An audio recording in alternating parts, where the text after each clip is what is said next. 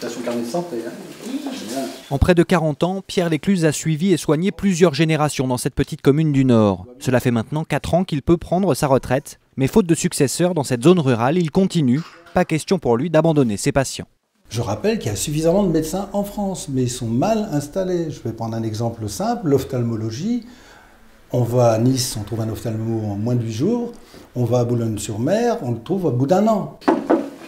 Salut Thierry. Pour ce médecin de campagne, la journée commence vers 8 h pour s'achever après 21 h. Un total évalué à 75 heures semaine qui rebute la nouvelle génération qui préfère les remplacements ou les horaires moins contraignants des hôpitaux.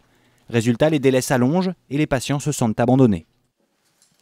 Quand on explique qu'il n'y a pas de rendez-vous tout de suite, que c'est plus tard dans la journée ou que c'est même parfois le lendemain, voire le surlendemain, c'est agressif. Alors on peut mourir.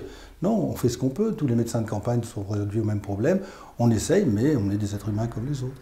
Les déserts médicaux, la santé des Français, il en entend parler dans cette campagne présidentielle. Mais pour lui, pas un seul candidat n'a pris la mesure du problème.